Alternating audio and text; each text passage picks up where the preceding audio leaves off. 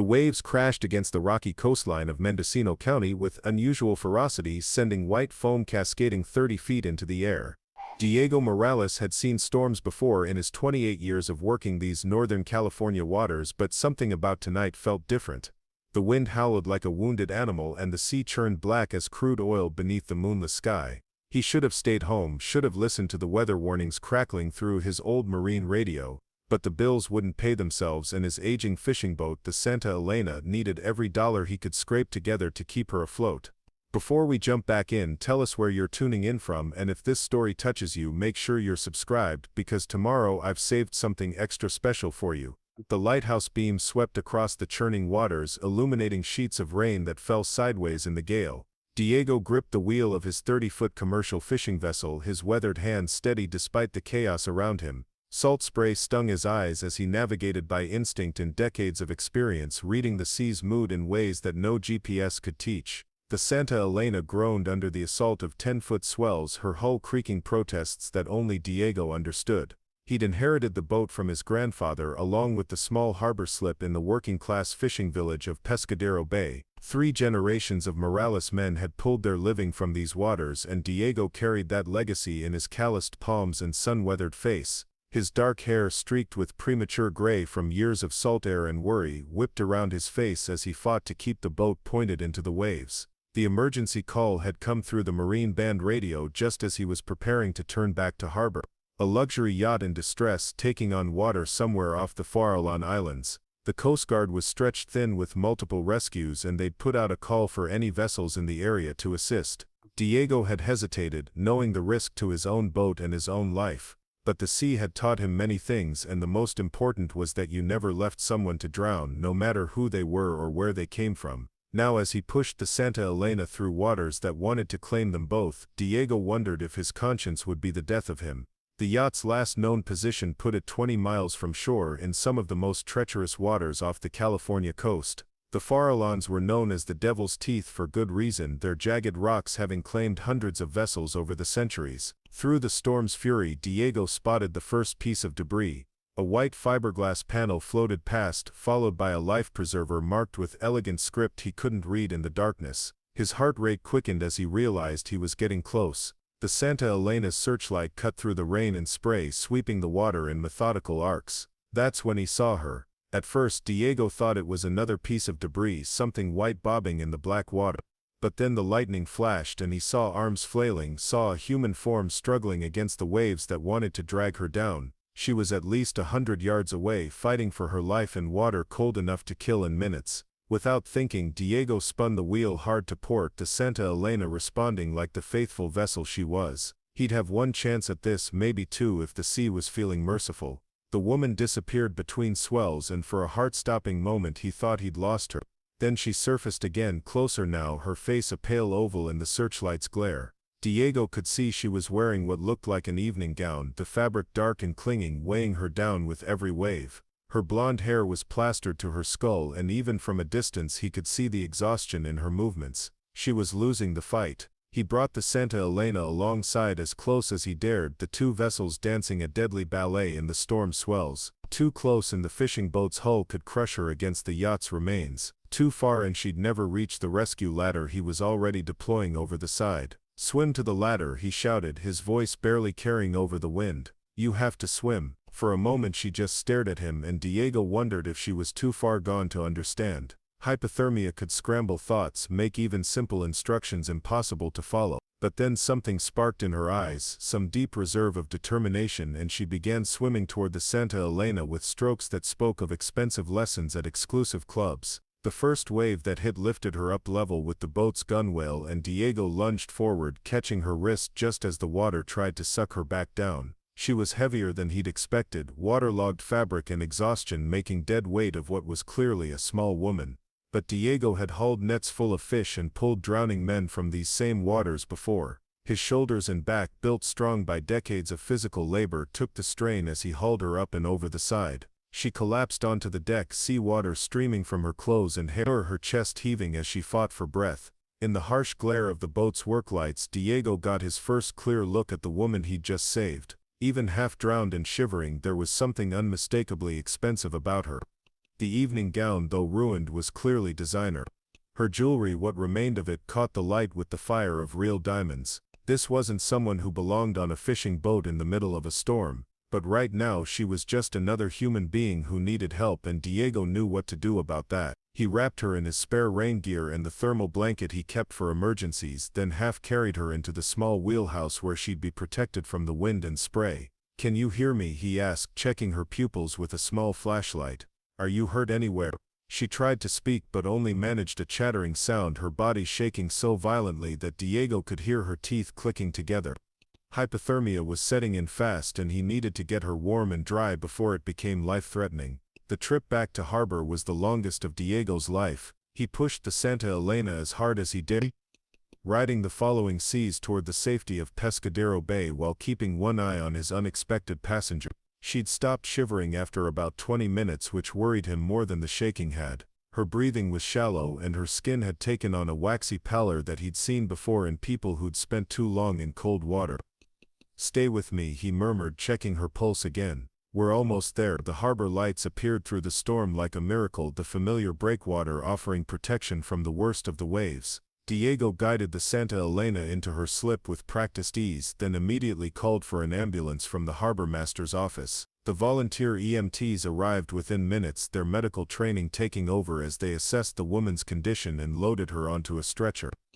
"You saved her life," one of the paramedics told Diego as they prepared to transport her to the county hospital. "Another 10 minutes in that water and she wouldn't have made it." Diego watched the ambulance disappear into the storm, its red lights fading into the rain. Only then did he allow himself to think about what had just happened. Someone had been on that yacht, someone wealthy enough to afford the kind of luxury vessel that cost more than most people made in a lifetime. And now she was fighting for her life in a hospital bed because he'd made the choice to risk everything to save her. He spent the next hour securing the Santa Elena and filing his report with the Coast Guard. The storm was already beginning to weaken, the wind dropping from a howl to a moan, but Diego felt exhausted in ways that had nothing to do with fighting the sea. It wasn't until he was driving his old pickup truck home through the empty streets of Pescadero Bay that he realized he didn't even know the woman's name. His apartment above the bait shop was small and sparse, furnished with cast-offs and necessities. Diego had never needed much beyond the basics: a bed, a place to cook simple meals, somewhere to hang his wet weather gear. The walls were decorated with faded photographs of his grandfather's fishing cruise and a few certificates from the Coast Guard auxiliary training courses he'd completed over the years. He tried to sleep, but every time he closed his eyes he saw her face in the water, the desperation and exhaustion that had nearly claimed her. Diego had pulled other people from the sea before, but something about this rescue felt different. Maybe it was the storm, or maybe it was the way she'd looked at him in that moment when he'd grabbed her wrist like he was the only solid thing in a world that had gone completely mad. The next morning brought calm seas and curious neighbors. Word had already spread through the small fishing community about Diego's nighttime rescue, embellished with each telling until it sounded like he'd saved a mermaid from a hurricane. The harbor master, old Pete, cornered him at the diner where Diego ate his breakfast most morning. "Coast Guard says that yacht was worth more than this whole harbor put together," Pete said, sliding into the booth across from Diego. 80-footer with all the fancy electronics. Belonged to some company up in San Francisco. Diego stirred his coffee, not particularly interested in the details. Rich people's boats sank just like poor people's boats when the sea decided to claim them. What mattered was that someone had needed help and he'd been there to provide it. "You think she'll be okay?" he asked. Pete shrugged. "Heard she was stable when they flew her up to UCSF this morning. Hypothermia and exhaustion, but she'll live, thanks to you." The story might have ended there, just another rescue in a career filled with them, if not for what happened 3 weeks later. Diego was working on the Santa Elena's engine, trying to coax a few more years out of machinery that should have been replaced a decade ago, when a black sedan pulled up to the harbor parking lot. The car was so out of place among the rusted pickup trucks and weathered fishing boats that it drew stares from every fisherman within sight. The woman who emerged from the passenger side was clearly the same person Diego had pulled from the water, but transformed in ways that spoke of money and power. Her blonde hair was styled in a perfect bob and she wore a charcoal business suit that probably cost more than Diego made in a month. But her eyes were the same, and when she spotted him working on his boat, the recognition was immediate and mutual. "Mr. Morales." Her voice carried the crisp diction of expensive education and boardroom authority. I'm Elena Castellanos. I believe you saved my life. Diego wiped his greasy hands on a rag, suddenly conscious of his oil-stained work clothes and the smell of diesel fuel that seemed permanently embedded in his skin. Just did what anyone would do. She smiled at that, an expression that seemed both grateful and amused. I don't think that's true, but I appreciate the modesty. I was hoping we could talk. What followed was the most surreal conversation of Diego's life. Elena Castellanos, it turned out, was the CEO of Castellanos Maritime, one of the largest cruise line companies in the world. The yacht that had sunk in the storm had been her personal vessel, and she'd been returning from a corporate retreat when the weather had turned deadly. Her crew had managed to launch the lifeboats, but Elena had been thrown overboard when a rogue wave had swept the deck. I've been unconscious for most of the past 3 weeks, she explained as they sat in the small diner overlooking the harbor. Pneumonia, they said, from the hypothermia. When I finally woke up, the first thing I asked about was the man who'd saved me. It took some detective work to track you down. Diego found himself studying her as she spoke, noting the way she commanded attention even in the humble surroundings of the diner. Other customers kept glancing their way, drawn by her obvious wealth and authority. But there was something else in her manner, a directness that suggested she was used to getting what she wanted through force of will rather than me. I want to do something for you, Elena continued. The doctors said I would have died if you hadn't found me when you did. That's not something I take lightly. No need, Diego replied automatically. Like I said, anyone would have done the same. But they didn't. You did. Her blue eyes were intense, focused on him with the kind of attention that probably made corporate executives squirm. I've built my career on understanding human nature, Mr. Morales. Most people would have stayed in harbor during that storm. You risked your life for a complete stranger. The conversation continued for nearly an hour, Elena asking questions about his life, his boat, his work. Diego found himself talking more than he usually did, drawn out by her genuine interest and the way she listened, like his answers actually mattered. She wanted to know about the fishing industry, about the challenges facing small boat operators, about the economics of a life lived on the water. When she finally left, pressing a business card into his hand and promising to be in touch, Diego felt like he'd been caught in some kind of whirlwind. The other diners watched her sedan disappear down the coast highway, then turned to stare at him with new curiosity. Word would spread through Pescadero Bay within hours, he knew. The fisherman who'd saved a millionaire, but Diego had no intention of calling the number on the business card. He'd done what needed doing, and that was the end of it. Rich people lived in a different world, one that had no place for someone like him. Better to let sleeping dogs lie and get back to the business of making a living from the sea. Except Elena Castellanos apparently didn't believe in letting sleeping dogs lie.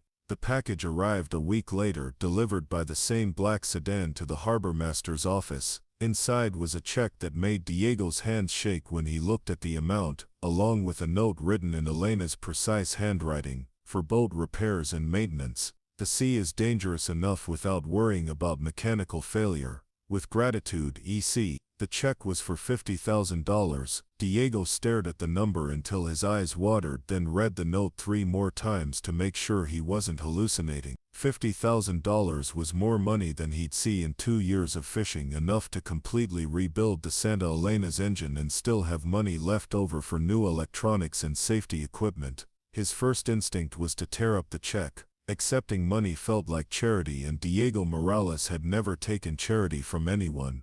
But as he looked out at his boat, at the rust stains on her hull and the jury-rigged repairs that held her together, he found himself wavering. The Santa Elena wasn't just his livelihood, she was his heritage, his connection to 3 generations of fishermen who'd worked these waters. Didn't he owe it to that legacy to keep her seaworthy? In the end, pragmatism won over pride. Diego deposited the check and spent the next month watching skilled mechanics transform his boat from a marginally safe fishing vessel into something that purred like a contented cat. New engine, new electronics, fresh paint, and safety equipment that met current Coast Guard standards. The Santa Elena looked 10 years younger when they finished, and Diego felt a pride he hadn't experienced in years. He tried to call Elena to thank her, but the number on her business card connected him to an assistant who politely informed him that Miss Castellanos was in Singapore on business. He left a message but doubted it would reach her. Rich people probably got dozens of thank you calls every day. 3 months passed before Diego saw Elena again, and when she reappeared it was under circumstances that reminded him why he usually avoided getting involved with people from her world. The protesters had been gathering at the harbor for a week, environmental activists opposing Castellanos Maritime's plan to build a new cruise ship terminal at the deep-water port 20 miles up the coast. Preparing and narrating this story took us a lot of time, so if you are enjoying it, subscribe to our channel. It means a lot to us. Now, back to the story. Diego didn't pay much attention to politics, but even he knew that the project was controversial. The cruise ships would bring jobs and tourist dollars to the region, but they'd also bring pollution and crowds to waters that had been relatively pristine. Elena arrived without fanfare this time, driving herself in a rented SUV rather than being chauffeured in a sedan. She looked tired, Diego noticed, and there were stress lines around her eyes that hadn't been there before. The business suit had been replaced by jeans and a windbreaker, though even casual clothes couldn't hide the aura of authority that surrounded her. "I was hoping we could talk," she said, finding Diego at work on his nets behind the bait shop, somewhere private. They ended up on the Santa Elena, anchored in the small cove where Diego sometimes went to escape the noise and bustle of the harbor. Elena seemed more relaxed on the water, her corporate mask slipping to reveal someone more human underneath. "The environmental impact study has been a nightmare," she admitted, accepting the bits Diego offered her. "Every time we think we've addressed one concern, 3 more pop up. The activists have turned this into a holy war." "Maybe they have a point," Diego said carefully.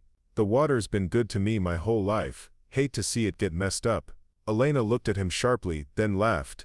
"You're not what I expected when I started this project." "What did you expect?" "Grateful locals eager for the economic benefits, people who'd appreciate the jobs and opportunities a cruise terminal would bring." She took a sip of beer, staring out at the horizon. "Instead, I find fishermen who care more about water quality than quarterly profits." They talked until sunset, Elena explaining the pressures she faced from shareholders and competitors, Diego sharing what he knew about the local ecosystem and the fishing grounds that supported dozens of families. It was a conversation between two people from different worlds, trying to find common ground in waters that had shaped them both in different ways. "I could stop the project," Elena said as Diego prepared to weigh anchor and head back to harbor. "The board wouldn't like it, but I have enough support to kill the terminal if I wanted to." "Why would you do that?" She was quiet for a long moment, watching the first stars appear in the darkening sky. "Because a fisherman once risked his life to save a stranger, and maybe that fisherman knows something about value that my shareholders don't understand." 2 weeks later, Castellanos Maritime announced that it was withdrawing its proposal for the cruise terminal, citing environmental concerns and community opposition. The news made headlines in the business press, with analysts questioning Elena's judgment and shareholders expressing concern about her leadership. But that same week Diego received another package, this one containing blueprints for a different kind of project. Elena's company was proposing to build a marine research station at the site originally planned for the cruise terminal, partnering with UC Santa Cruz and the Monterey Bay Aquarium to study ocean conservation and sustainable fishing practices. The accompanying note was brief. "Sometimes the best business decisions are the ones that honor the people who matter most. Would you consider serving on the advisory board? Your expertise would be invaluable. E.C." Diego read the note 3 times, then spread the blueprints across his kitchen table. The research station was beautiful in its simplicity, designed to work with the natural environment rather than against it. There would be jobs for locals, but jobs that enhanced rather than threatened the marine ecosystem they all depended on. For the first time since he'd pulled Elena from the storm-tossed water, Diego began to understand that some rescues worked both ways.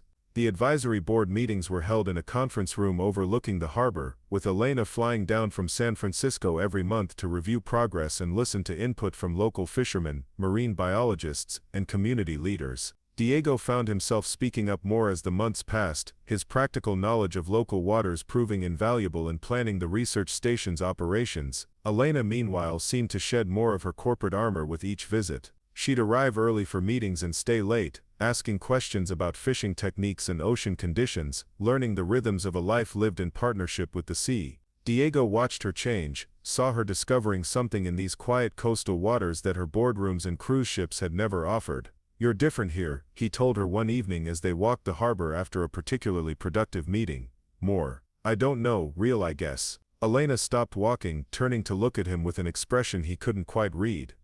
"I was drowning before you pulled me out of that water, Diego, not just literally. I'd built this empire, but somewhere along the way I'd lost track of why it mattered.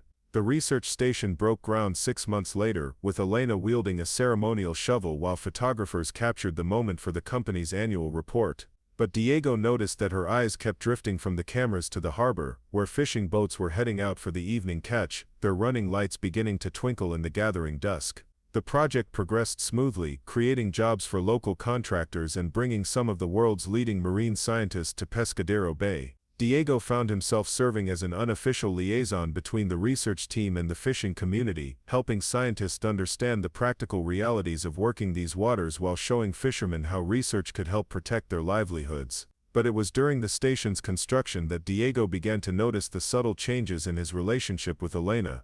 Their conversations during monthly meetings grew longer, spilling over into dinners at the local seafood restaurant or walks along the beach. She asked about his family, his dreams, the choices that had led him to a life on the water. In turn, Elena began sharing stories of her own past, the pressure of inheriting a maritime empire from her grandfather, the loneliness of a life lived in corporate suites and first-class cabins. Diego learned that she'd never married, had no children, had built her identity so completely around Castellanos Maritime that she wasn't sure who she was without it. I used to think success meant having the biggest fleet, the most passengers, the highest profits, she told him one evening as they sat on the Santa Elena's deck, watching the sunset paint the Pacific in shades of gold and crimson. But lately I've been wondering if I've been measuring the wrong things. Diego studied her profile in the fading light, noting how the stress lines around her eyes had softened since the terminal project had been cancelled. What would you measure instead? I don't know yet.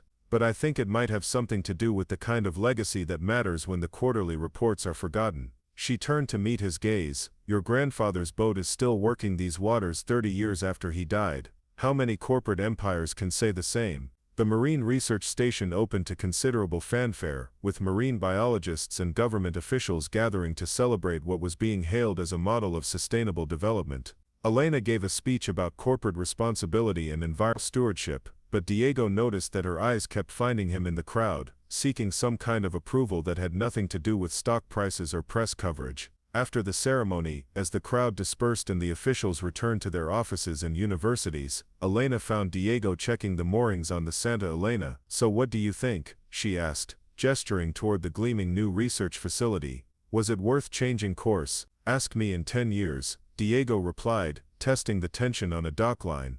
But it feels right, like something that belongs here instead of something imposed from outside.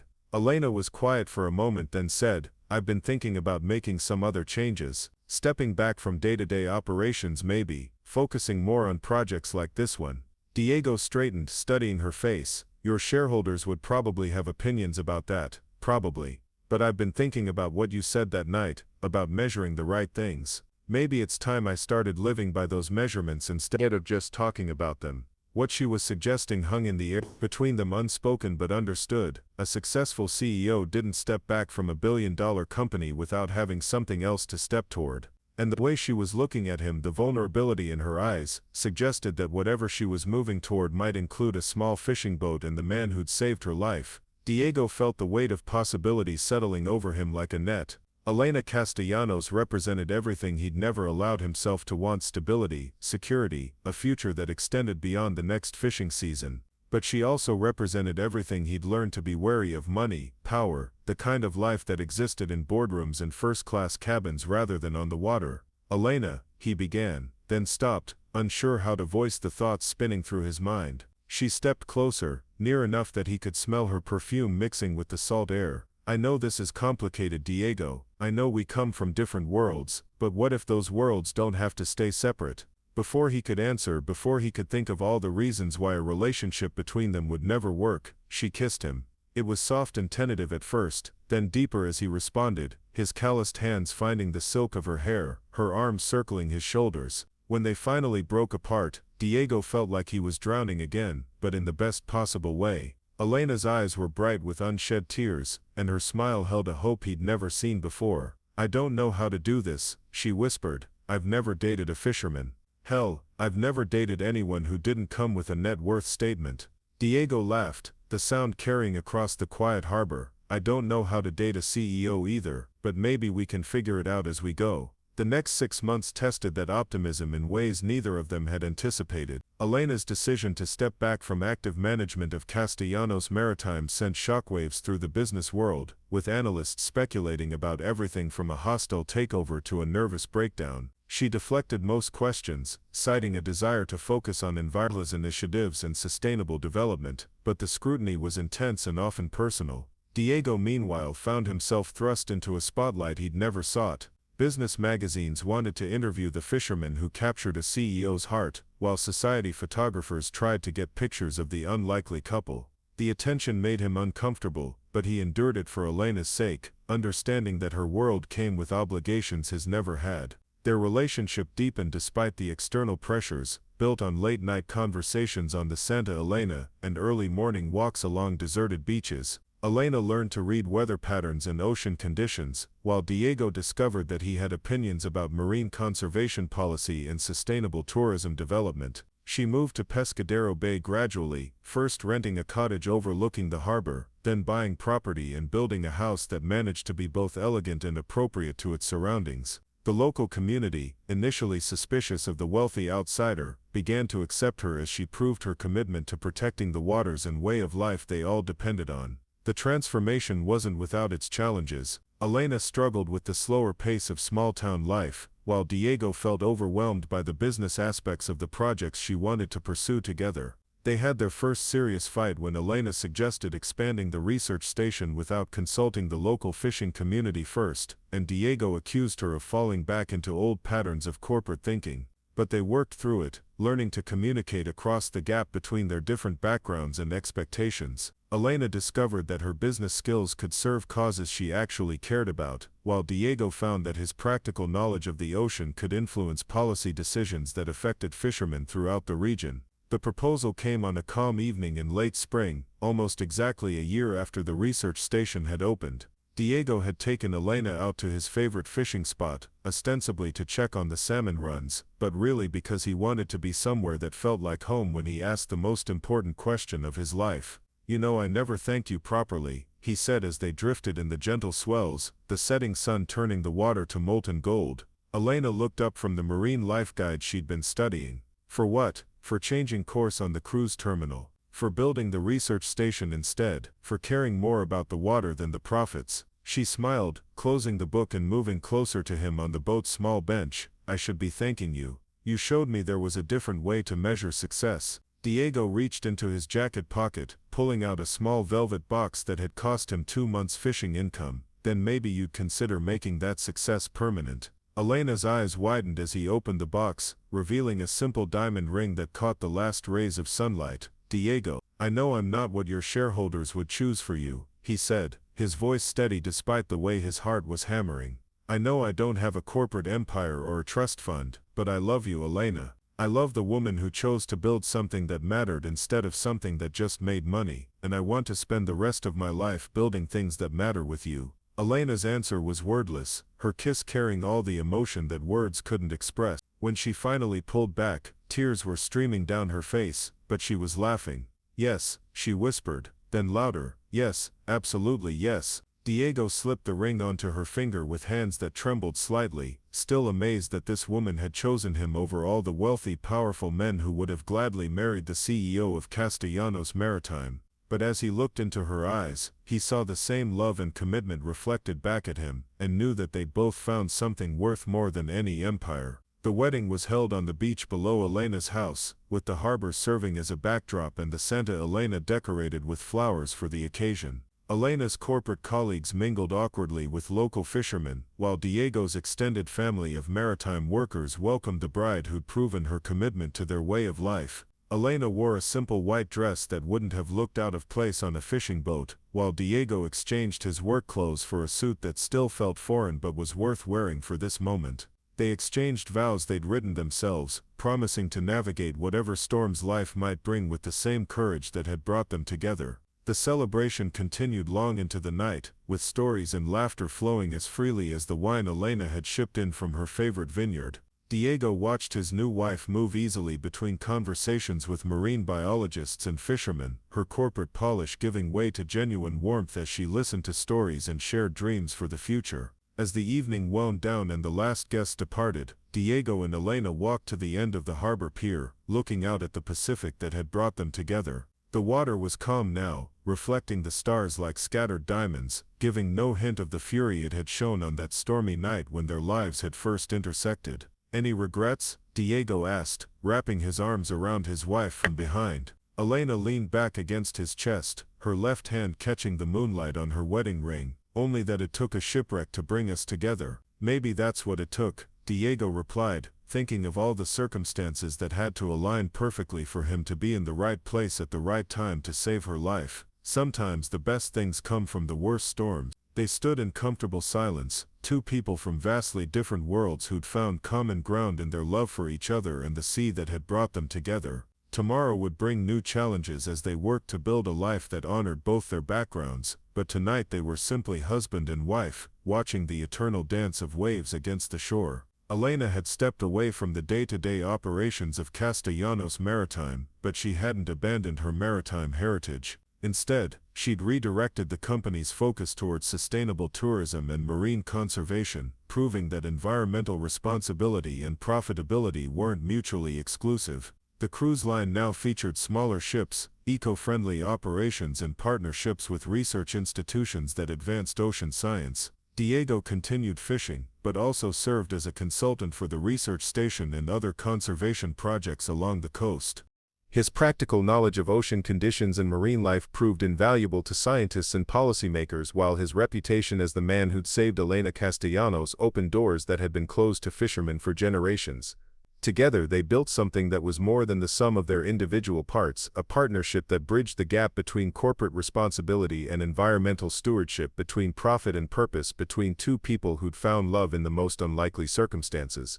The Santa Elena still worked the waters off Pescadero Bay, but now she carried a crew of two, with Elena learning to handle lines and read the fish finders with the same intensity she'd once applied to quarterly reports. Diego taught her the rhythms of the sea, the patience required to work with nature rather than against it, the satisfaction that came from bringing fresh fish to market through honest labor. In return, Elena showed Diego that his knowledge and experience had value beyond the harbor, that the wisdom earned through a lifetime of working the water could influence decisions in corporate boardrooms and government offices. She helped him find his voice in discussions about marine policy and environmental protection, showing him that his perspective mattered to people who'd never set foot on a fishing boat. Their life together wasn't always easy. The gap between their backgrounds created challenges that required constant navigation, like ships avoiding hidden reefs. Elena sometimes struggled with the financial uncertainty that came with depending on fishing income, while Diego occasionally felt overwhelmed by the social obligations that came with being married to someone of Elena's prominence. But they weathered these storms the same way they'd weathered their first meeting, with courage, determination, and an absolute commitment to seeing each other safely through whatever turbulence they encountered. Their love had been forged in crisis and tested by calm waters, proving itself strong enough to last through whatever changes the future might bring. Years later, when people asked how a poor fisherman and a wealthy CEO had managed to build such a successful marriage, Diego would smile and point to the framed photograph on their mantel. It showed the Santa Elena on that stormy night, her searchlight cutting through the darkness toward a figure struggling in the water. Below the photo, Elena had written a simple inscription: "Sometimes the best rescue is the one that saves both people." The story of their meeting had become legend in Pescadero Bay, told and retold until it took on the mythic quality of all great love stories. But for Diego and Elena, the real magic wasn't in the dramatic rescue or the unlikely romance that followed.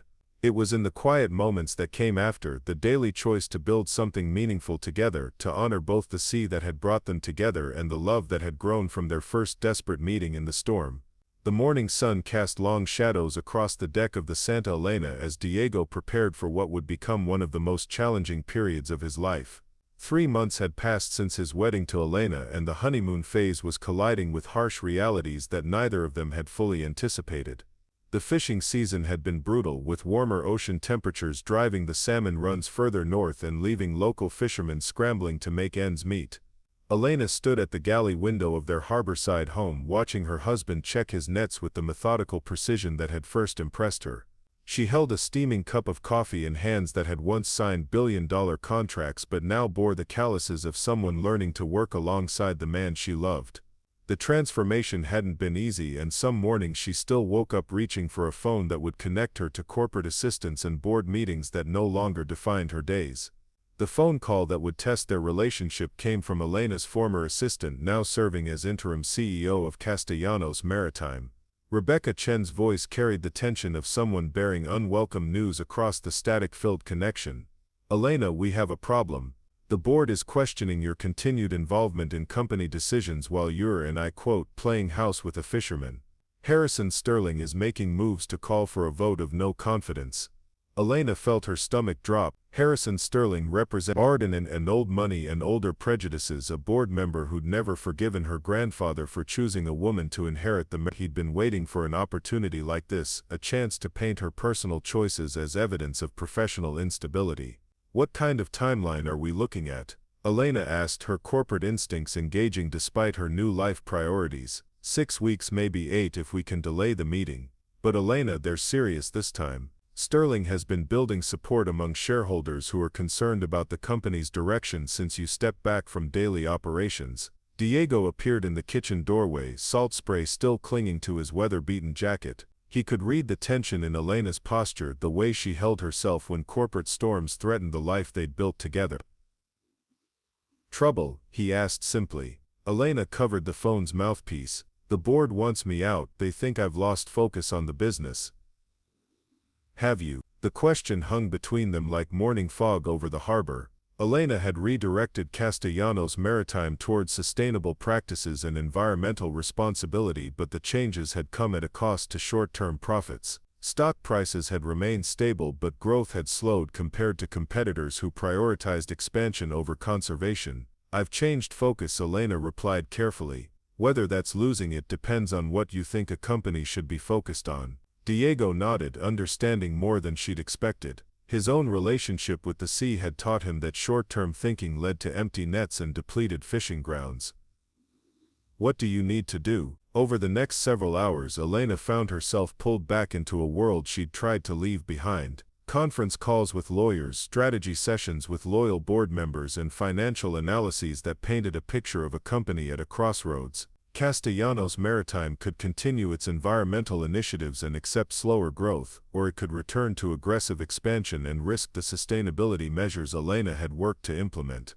The pressure wasn't just professional. Society columnists who'd initially celebrated the romance between the CEO and the fisherman now wrote snide pieces about Elena's maritime midlife crisis and speculation about how long a marriage between such different social classes could last. Paparazzi stationed themselves outside the harbor, hoping to catch unflattering photos of Elena in work clothes or Diego looking uncomfortable at corporate events. Diego watched his wife field these attacks with grace that impressed him even as it worried him. Elena had been trained for corporate warfare from childhood, but he could see the toll it was taking. She'd lost weight, and the stress lines around her eyes had returned with a vengeance. Worse, she was starting to second-guess decisions they'd made together about their life and priorities. "Maybe they're right," she said one evening as they sat on the Santa Elena's deck watching the sunset paint the harbor in shades of gold and rose. "Maybe I have lost perspective. The company stock is down 12% since I announced the conservation initiatives." "Stock prices aren't the only way to measure success," Diego reminded her, echoing words she'd taught him during their courtship.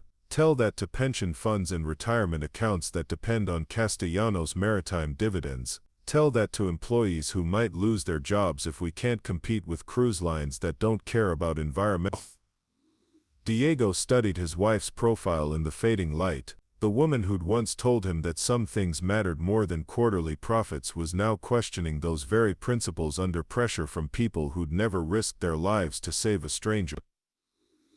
"What did you tell me about measuring the right things?" he asked quietly. Elena's laugh was bitter. "That was before I realized how many people's livelihoods depend on those measurements I was so eager to dismiss." The crisis deepened when Harrison Sterling leaked details of Elena's salary reduction and her decision to donate her executive bonuses to marine conservation causes. Financial news networks portrayed her actions as either admirable philanthropy or dangerous precedent depending on their political leanings. But the leak also revealed something else. Elena had been using her personal wealth to subsidize the company's environmental programs, essentially paying for sustainability out of her own pocket. You didn't tell me about that, Diego said, confronting her with the news reports spread across their kitchen table. It wasn't relevant to our personal finances. The conservation programs needed funding and the board wasn't ready to approve the budget increases. Elena, that's $3 million. $3 million of your own money to prove a point to people who are trying to force you out anyway. She looked up from the financial statements she'd been reviewing, her blue eyes flashing with the kind of anger Diego had rarely seen from her. It's not about proving a point, it's about doing what's right. Those programs are protecting the waters we depend on, the ecosystem that supports your livelihood as much as mine. And what happens when they force you out and cancel all those programs anyway? What happens to the $3 million then? The question hung between them like a challenge. Elena had been operating on the assumption that her personal sacrifices would demonstrate the viability of sustainable business practices, but Diego's practical perspective forced her to confront the possibility that her idealism might not be enough to overcome corporate politics. Their first serious fight erupted 2 days later when Elena announced she was flying to San Francisco for an emergency board meeting without consulting Diego first. He'd made plans to take her fishing, hoping to remind her of the simple pleasures that had drawn them together, only to find her packing a suitcase filled with business suits and legal documents. "This is exactly what I was afraid of," Diego said, watching her transform back into the corporate executive he'd first met. "The minute there's trouble, you retreat into that world and shut me out." "I'm not shutting you out. I'm trying to save the company that funds all the environmental work we both care about.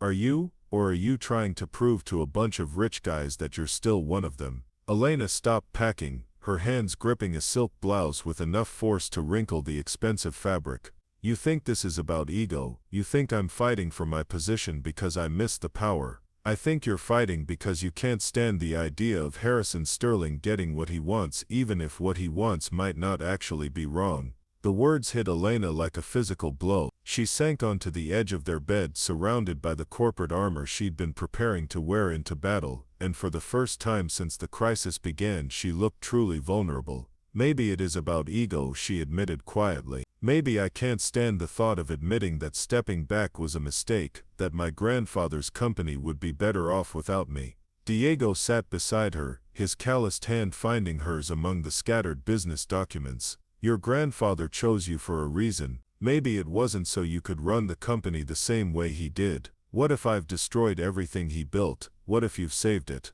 The board meeting was a disaster from Elena's perspective, but a revelation from everyone else's. Harrison Sterling had marshaled his forces carefully, presenting Elena with an ultimatum: return to full-time leadership with a focus on profitable growth, or accept a buyout of her shares and step away from the company entirely. What Sterling hadn't anticipated was Elena's response. Instead of fighting for her position or accepting defeat, she proposed a third option that stunned the boardroom into silence.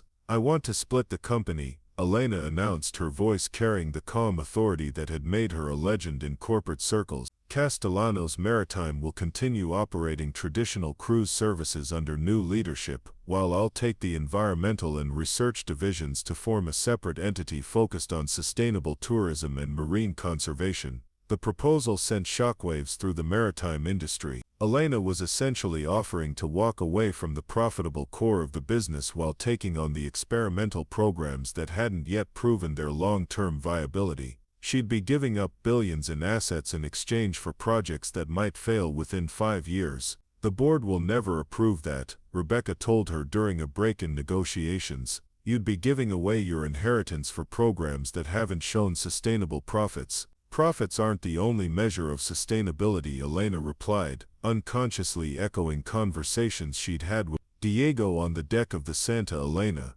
"Some things matter more than quarterly earnings." When Elena returned to Pescadero Bay 3 days later, she found Diego working on the boat's engine with the focused intensity that meant he was thinking through complex problems. He looked up as she approached, taking in her rumpled business suit and exhausted expression. "How did it go?" "I may have just given away my grandfather's company," Elena said, settling onto a crate beside the engine compartment. "Sterling gets to run Castellanos Maritime his way, and I get the research stations and environmental programs." Diego straightened, studying his wife's face for signs of regret or second thoughts. "How do you feel about that?" Elena considered the question seriously.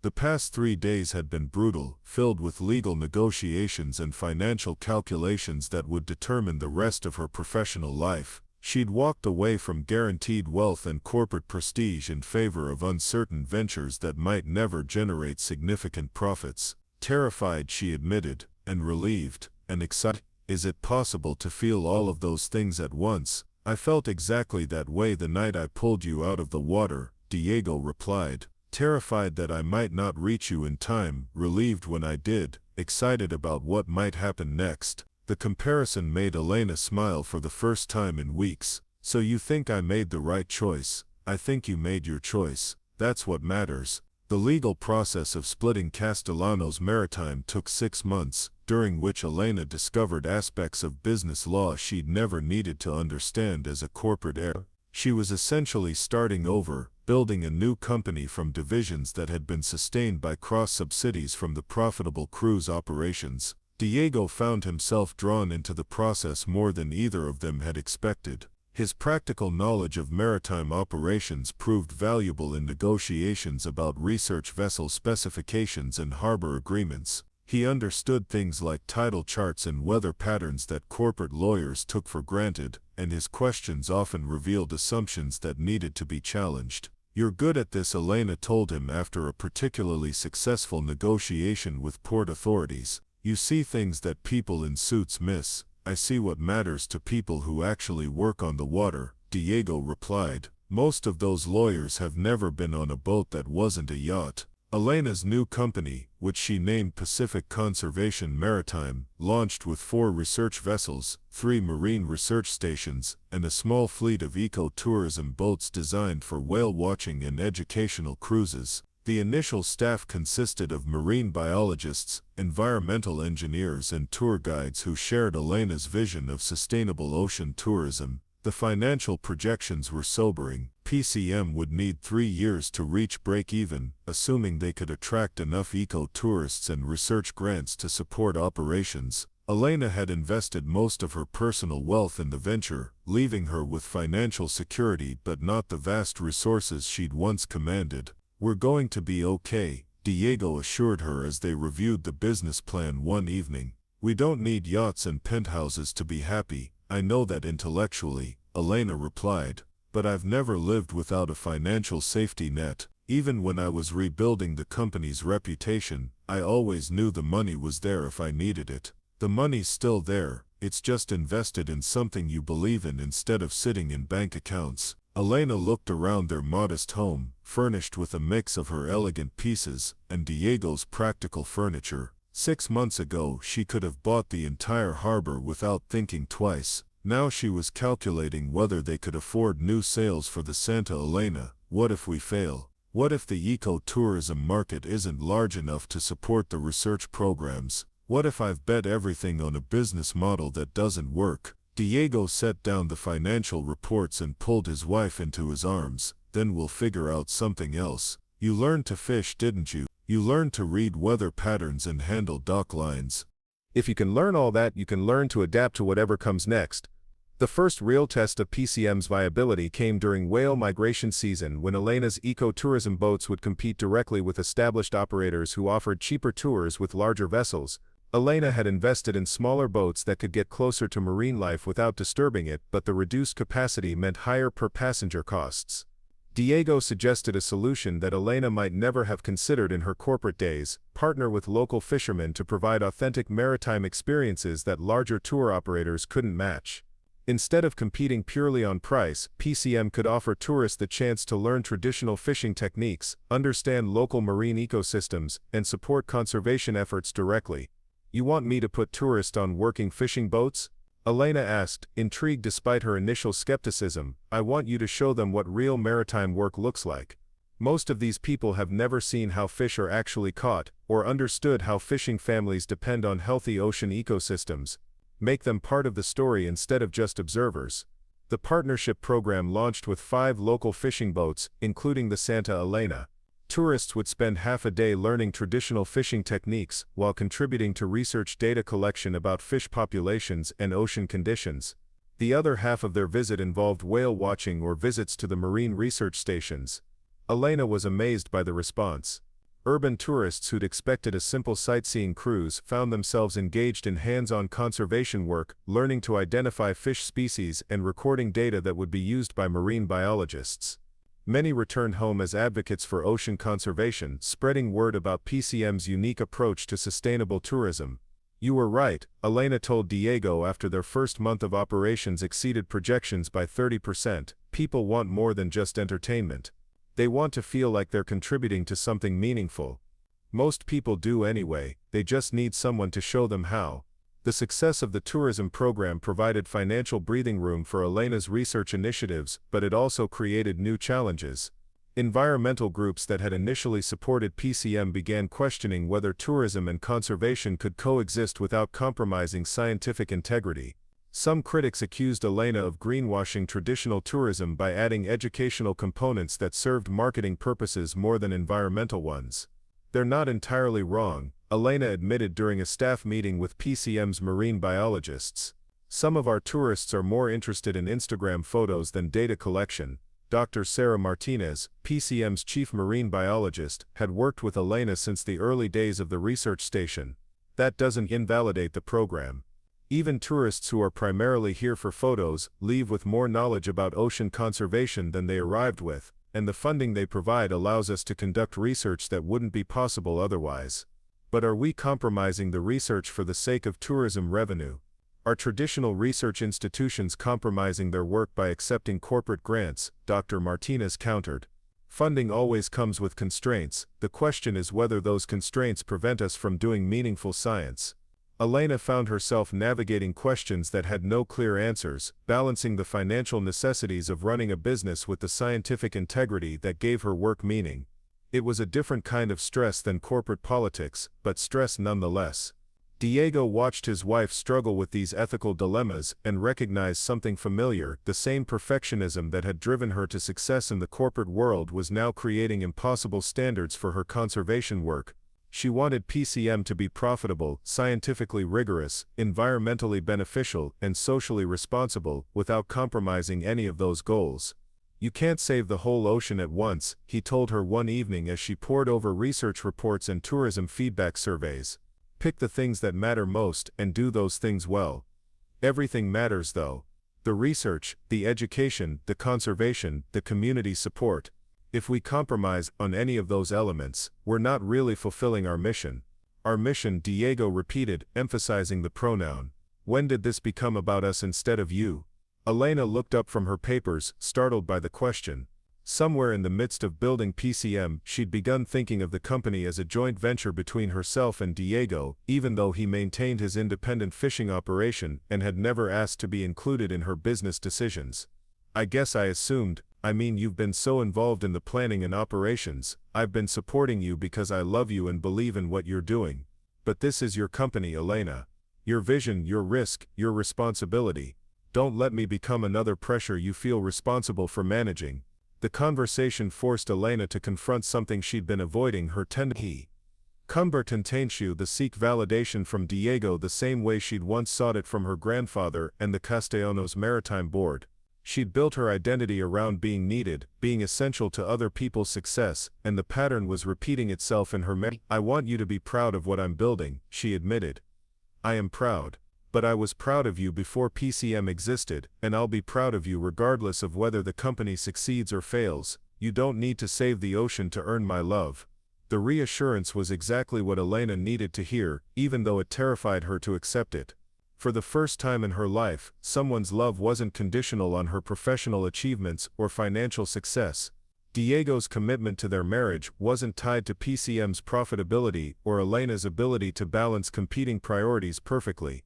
"So what do I do when the environmental groups say tourism is corrupting our research?" Elena asked. "You listen to their concerns, address the ones that are valid, and ignore the ones that aren't. Same thing you did when Harrison Sterling said you were destroying your grandfather's company. And how do I know which concerns are valid?" Diego smiled, the expression that had first made Elena's heart skip beats during their courtship. "You use the same judgment that convinced you to build research stations instead of cruise terminals. Trust yourself, Elena. You've earned the right to trust your own instincts." PCM's second year brought new challenges and unexpected opportunities. Elena's ecotourism model had attracted attention from other coastal communities interested in sustainable development, leading to consulting contracts that provided additional revenue while spreading PCM's conservation message to new regions. The company also received its first major research grant from the National Science Foundation, validating Dr. Martinez's work on ocean acidification and its impact on local fishing communities. The 3-year grant would fund expanded research while providing scientific credibility that Elena hoped would quiet critics who questioned PCM's academic rigor. But success also brought scrutiny from competitors and regulatory agencies concerned about the precedent PCM was setting. Traditional cruise lines complained that Elena's company received unfair advantages through its research partnerships, while some government officials worried that combining tourism and scientific research created conflicts of interest that could compromise environmental protection. "They're trying to regulate us out of existence," Elena told Diego after a particularly frustrating meeting with coastal development authorities. "Every time we prove the model works, someone finds new rules we're supposedly violating." "Sounds familiar," Diego replied. "Remember when you were fighting the environmental groups about the cruise terminal? Sometimes being right isn't enough if you can't convince people to let you prove it." Elena was learning that building a new kind of business meant educating regulators, competitors, and customers about possibilities they'd never considered. It was exhausting work that required patience and persistence in equal measure. The breakthrough came when PCM's research data helped local fishing communities adapt to changing ocean conditions caused by climate change. Dr. Martinez's acidification studies had revealed shifts in fish populations that traditional fishing methods weren't designed to handle, but Elena's partnership with local fishermen meant that research findings could be translated into practical solutions. Diego worked with Dr. Martinez to develop new fishing techniques that accounted for altered migration patterns and breeding grounds. The collaboration between scientific research and practical experience produced results that neither group could have achieved alone, demonstrating the value of PCM's integrated approach to conservation and community support. "This is what we're supposed to be doing," Elena told Diego as they reviewed data showing improved fish catches among participating fishermen. "Not just studying the problems but helping people adapt to them, and making money while we do it," Diego added pragmatically. "Don't forget that part. Good intentions don't pay salaries or fund research programs." Elena laughed, recognizing her husband's gift for keeping her grounded in practical realities. "I never thought I'd be grateful for lectures about profitability from a fisherman. I never thought I'd be giving business advice to a CEO, but here we are." The 3rd year marked a turning point for both PCM and Elena's personal journey. The company achieved profitability ahead of projections, the research programs had produced peer-reviewed publications that established PCM's scientific credibility, and the tourism operation had become a model for sustainable coastal development that other regions were eager to replicate. More importantly for Elena, she'd learned to find satisfaction in building something meaningful rather than just successful. PCM would never generate the profits that Castellanos Maritime had produced at its peak, but it was creating value that couldn't be measured in quarterly earnings reports. "Do you ever miss it?" Diego asked one evening as they watched the sunset from their harborside home. "The corporate world, the power, the resources you used to command." Elena considered the question seriously.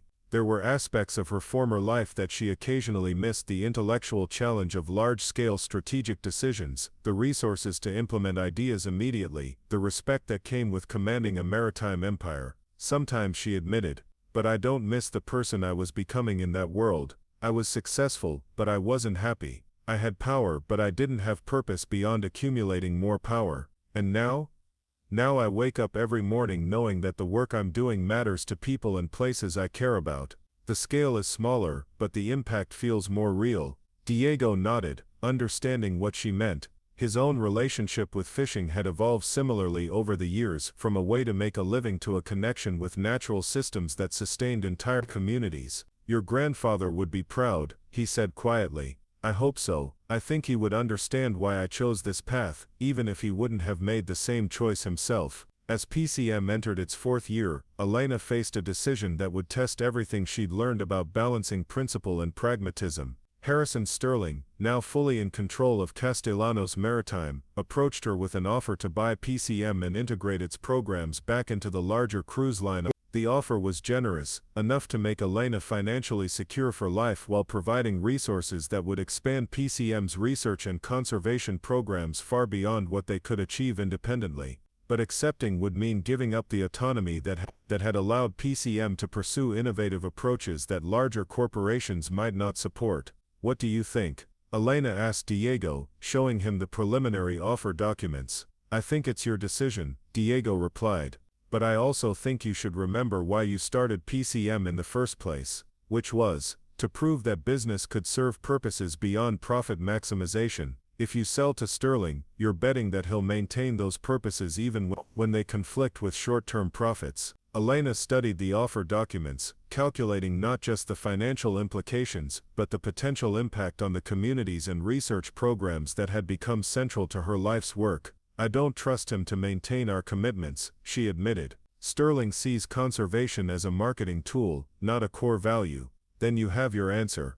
But the resources we could access as part of Castellanos Maritime would allow us to scale our programs globally. We could protect marine ecosystems throughout the Pacific instead of just our local waters. Could you, or would you spend all your time fighting internal battles about priorities and budget allocations? The question forced Elena to confront her own motivations for considering the offer.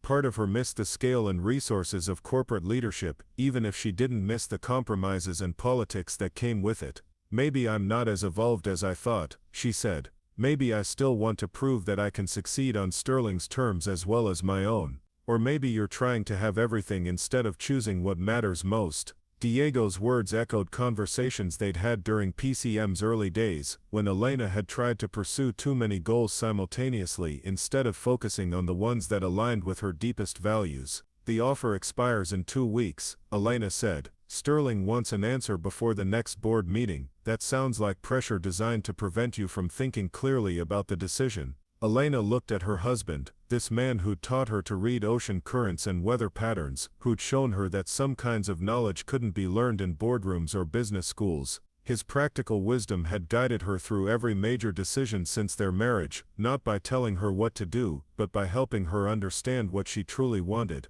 I'm going to turn him down, she said, the decision crystallizing as she spoke. PCM stays independent. Are you sure? I'm sure that I don't want to spend the rest of my life wondering what we could have built if we'd stayed true to our original vision. Sterling can keep his offer and his corporate politics. We'll find our own way to scale our impact. Diego smiled, the expression that had become as familiar and comforting as the sound of waves against the harbor pilings. In that case, I have some ideas about expanding the fishing partnership program to other coastal communities.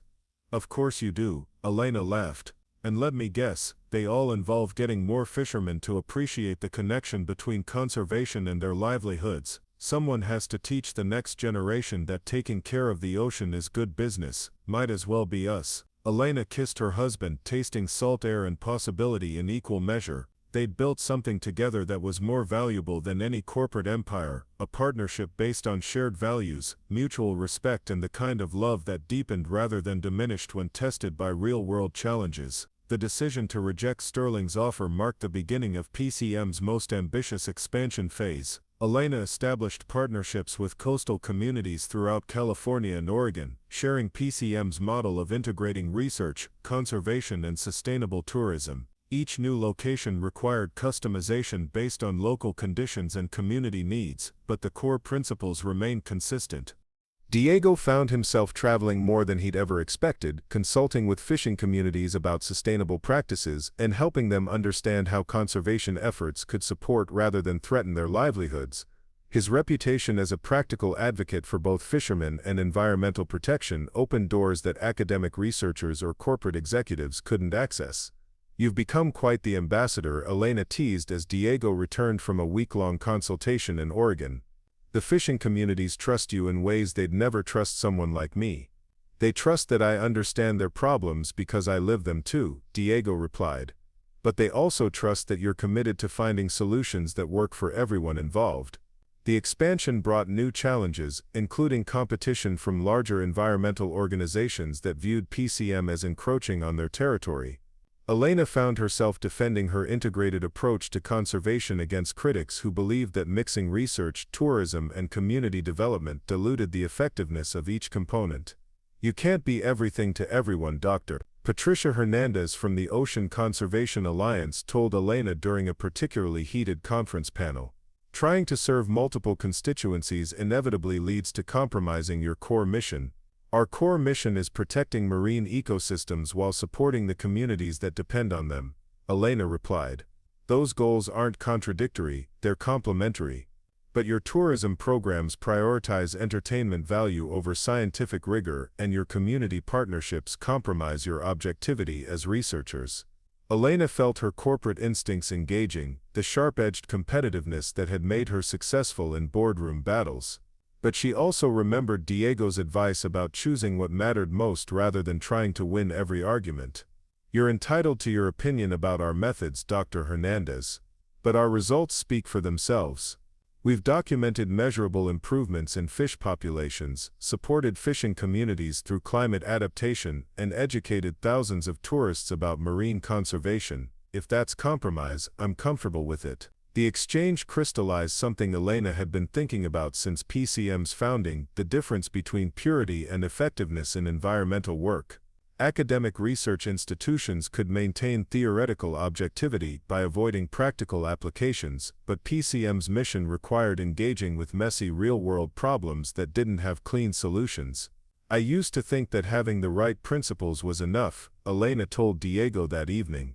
But principles without implementation are just philosophy. And implementation without principles is just opportunism, Diego added. The challenge is keeping both in balance, Elena nodded, appreciating once again her husband's ability to see essential truths without getting lost in abstract theorizing.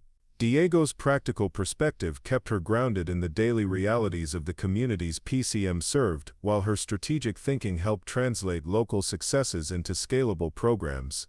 PCM's 5th anniversary celebration brought together researchers, fishermen, tourism operators, and community leaders from throughout the Pacific coast.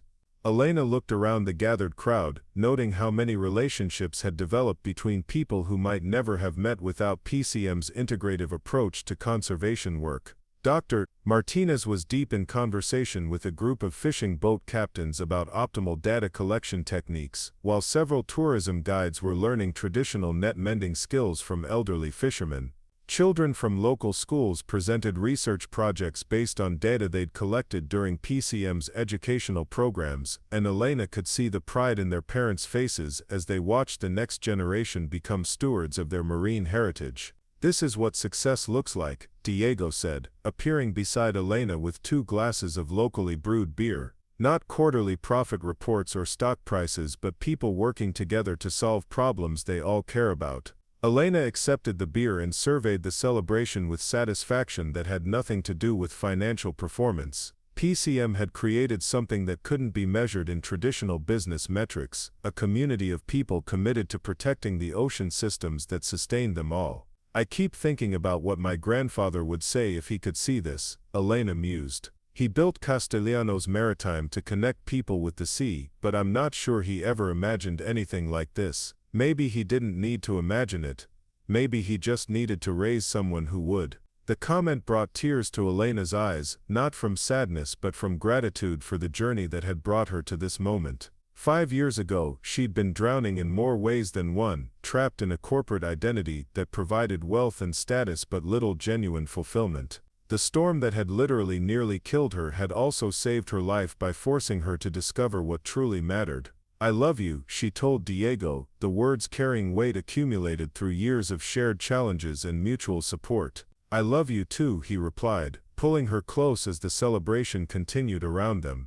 And I love what we've built together. Elena leaned into her husband's embrace, listening to the sounds of laughter and conversation mixing with the eternal rhythm of waves against the harbor. Tomorrow would bring new challenges as PCM continued growing and evolving, but tonight she was content to celebrate how far they'd traveled from that stormy night when a fisherman had risked everything to save a drowning stranger. The irony wasn't lost on her that in trying to save Elena, Diego had ended up being saved himself, pulled into a larger purpose that enhanced rather than diminished his connection to the sea that had always defined his life. They'd rescued each other in ways that neither had anticipated, building something together that was stronger and more meaningful than anything either could have achieved alone. The phone call came at dawn, just as Diego was preparing the Santa Elena for another day of fishing combined with marine data collection. Elena answered on the second ring, her voice still thick with sleep until she heard the excitement in Dr. Martinez's tone. "Elena, you need to see this. The whale migration data we've been collecting for the past 3 years just revealed something extraordinary. We've documented the largest population recovery in Pacific gray whales in recorded history, and it's directly correlated with the fishing practices your partnership program has been promoting." Elena sat up in bed immediately alert. What kind of correlation? Areas where PCM partner fishermen have been using the modified nets and fishing schedules, Diego developed show a 60% increase in whale calf survival rates. We're talking about ecosystem recovery that marine biologists thought would take decades, happening in just 3 years. Diego paused in his morning preparations, listening to his wife's side of the conversation. He'd noticed changes in the whale populations during his regular fishing runs, but hadn't realized the scientific significance of what he was observing.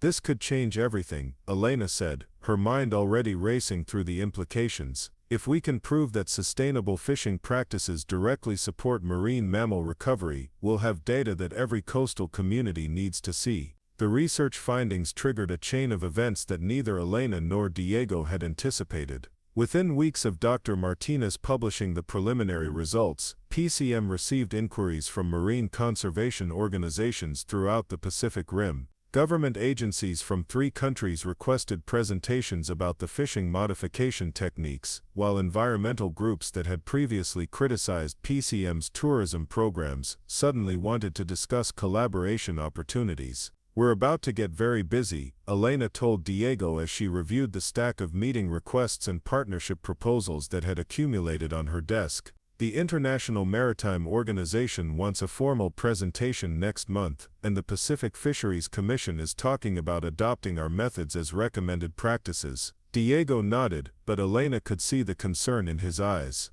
"What's worrying you?" "Success," he replied honestly. "PCM works because it's local, because we know the people and waters we're serving. If this becomes some kind of international program, how do we keep it real?" Elena understood his apprehension. They'd built PCM on the principle that effective conservation required deep community engagement and local knowledge. Scaling to an international level risked losing the personal relationships and cultural understanding that made their approach effective. "We don't export PCM," Elena decided. "We export the model and train people to adapt it to their own communities. Kind of like franchising but for conservation." The solution satisfied Diego's concerns while addressing the global interest in their work. Instead of trying to manage international operations directly, Elena developed a training and certification program that taught other coastal communities how to implement PCM's integrated approach using their own local resources and expertise. The first international training program brought together fishermen, marine biologists and community leaders from coastal regions in Mexico, Canada, and Japan. Diego found himself teaching fishing techniques to people whose languages he didn't speak, but whose relationship with the ocean he understood perfectly. "Fish behavior is the same everywhere," he explained through translators, demonstrating the net modifications that had proved so effective in California waters. "But you have to adapt the techniques to your local conditions, your local species, your local communities." Elena watched her husband work with the international participants and marveled at how naturally he'd grown into the role of teacher and the shy fisherman who'd once been intimidated by corporate board meetings now commanded respect from marine conservation experts around the world. The training program's success led to an unexpected opportunity. The United Nations Environment Program invited Elena to address their annual assembly about PCM's model for community-based marine conservation. Standing before delegates from 193 countries, Elena felt the weight of representing not just her own company, but an entirely different approach to environmental protection. Traditional conservation often asks communities to choose between economic survival and environmental protection, she told the assembly. "Our experience demonstrates that this is a false choice. When local communities become partners in conservation rather than obstacles to it, both the environment and the economy benefit." The speech generated international media attention and led to consulting contracts that provided PCM with financial resources they'd never imagined.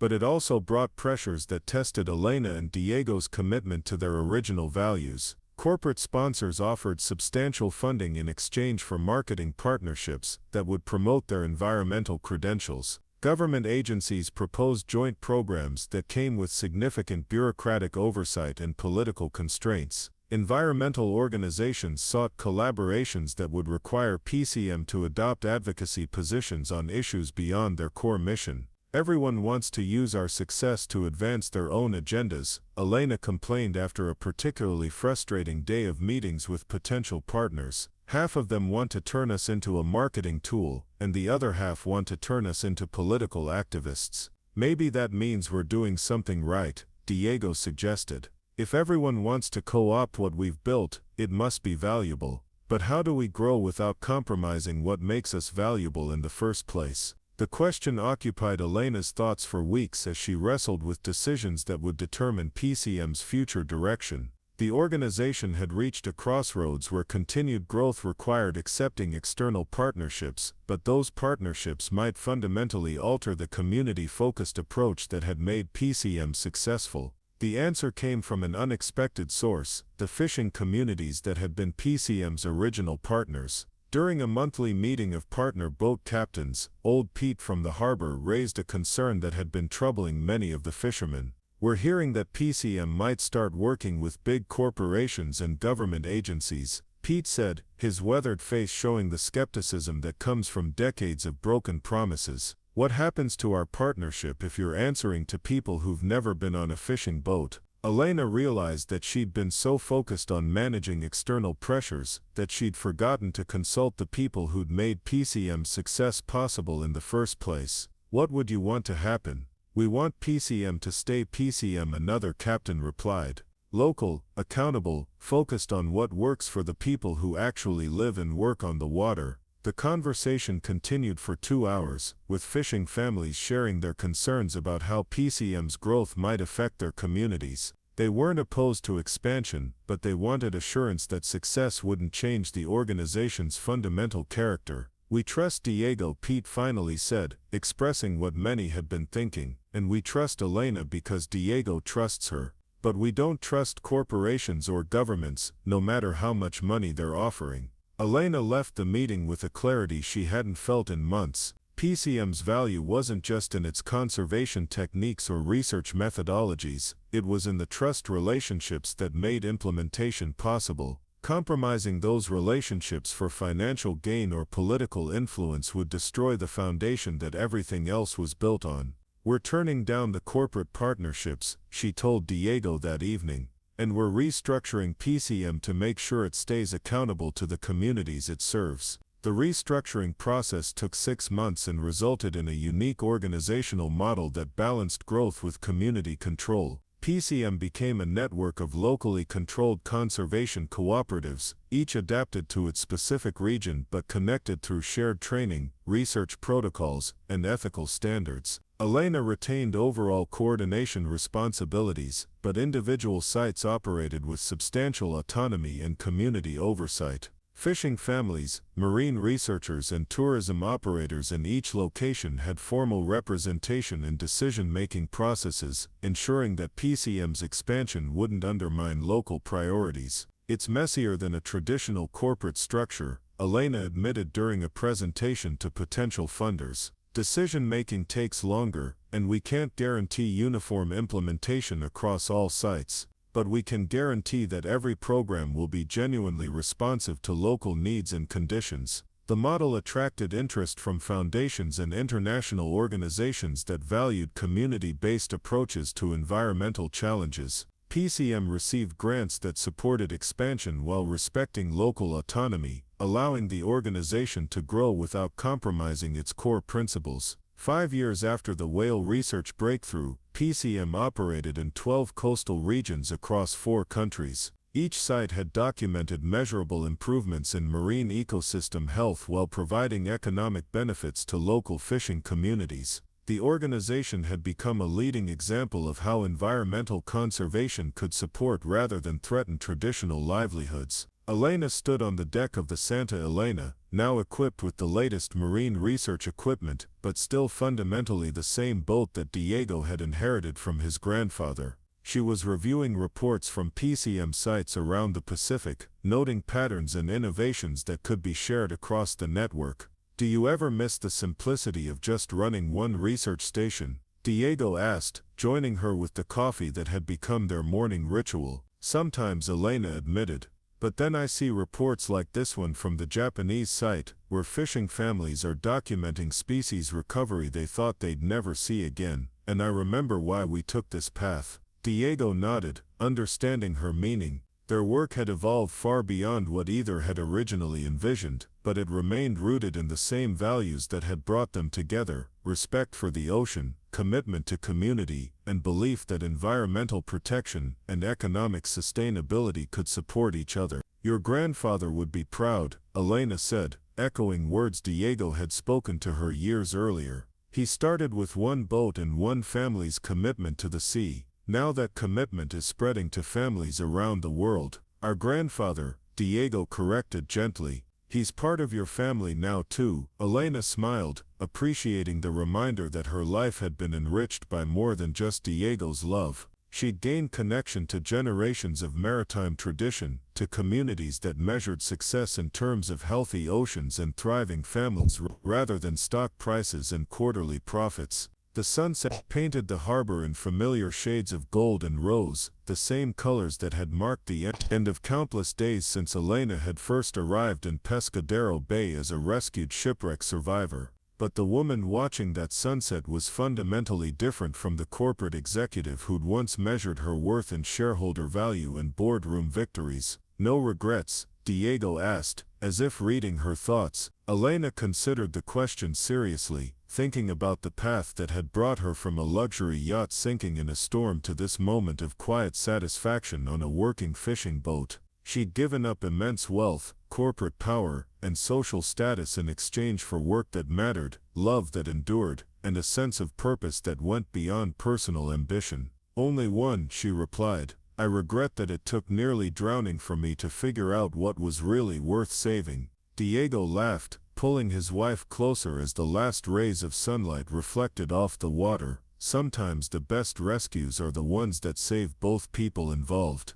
Elena leaned into her husband's embrace, listening to the eternal rhythm of waves against the harbor pilings and the distant sounds of fishing boats returning from their daily work. Tomorrow would bring new challenges as PCM continued growing and evolving, but tonight she was content to celebrate how far they'd traveled together. The story that had begun with a desperate rescue in a storm had evolved into something neither could have imagined: a love that had transformed two lives, a business model that was changing how communities approached conservation, and a legacy that would outlast any corporate empire.